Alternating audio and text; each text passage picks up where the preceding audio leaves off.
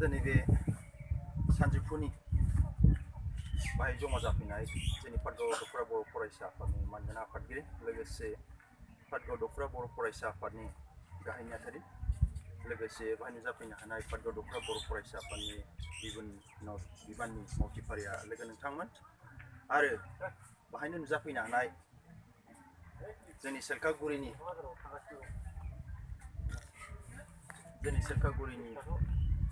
रायजो राजा जोंनि UPPL दोलोनि मावथिफारिया साफ्रोमबो लोगो नोंथांमोन दा गमामायैनो दिनै जोंहा जोंनि बिजाथि जे उरखावगोरा ब्रह्म बिथांखौ बे देरहानांगौनि सार्थआव जों दिनै बाहाय सिलेलेब बैब्लाबो जों अफिस मोनसे जे आरजिनो सानदों जे खुलिनो साननो दिनै दा बे अफिसनि थ्रुयैनो नोंथांमोनखौ आं मिजिंथिदों दि नोंथांमोना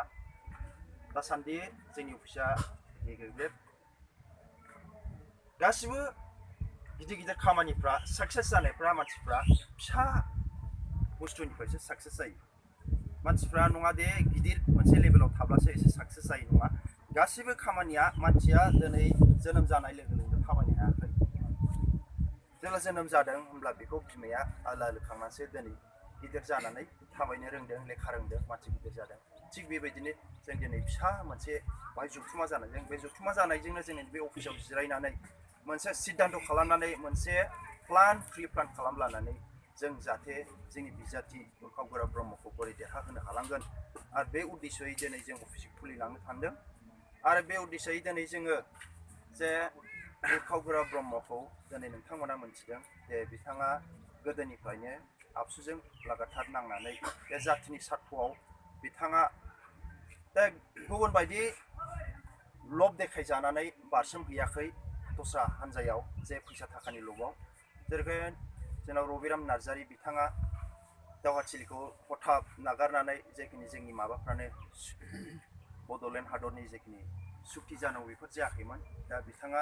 थाखा फैसानि गावनि पावारनि थाखाय दस्रा दोलोआव ग्रोब थांबाय आन्दाय दिनै इउजि ब्रह्मआ दासिमबो दङ जोंनि गेजेराव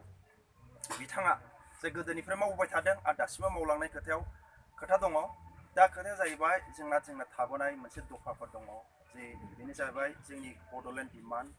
बे बड'लेण्ड डिमान्डखौ जाहाथे जाफुंसार होनो थाखाय जे जोंनो सासे बिजाथि नांगौ बे बिजाथिखौ दा नै गमामाय मोजां नायोबा गोदोनि जे इलेक्सननि माबाखौ दौखौ नायोबा देग्लायनि MP इलेक्सना मोनसे अनेक जोंनि थाखाय मोनसे खाबु जानाय बायदि मोनसे जों नुहुरदों आरो जों फिथाइखौ मोनगोन बेखौ नुहुरदों मारै फिथाइखौ नुहुरदों होननानै बुङोब्ला दिनै AIUDबाबो बिराद गिदिर दोलो बिसोर बाद्रुद्दिन आजमल जाय लिडार बिथांमोना गावसोरखौ जे एलायन्सआव जाबाय माबाजों UPPL इउनाइटेड पिपल्स पार्टि लिबारेलजों बे एलायन्सआव फैनाय लोगो लोगोनो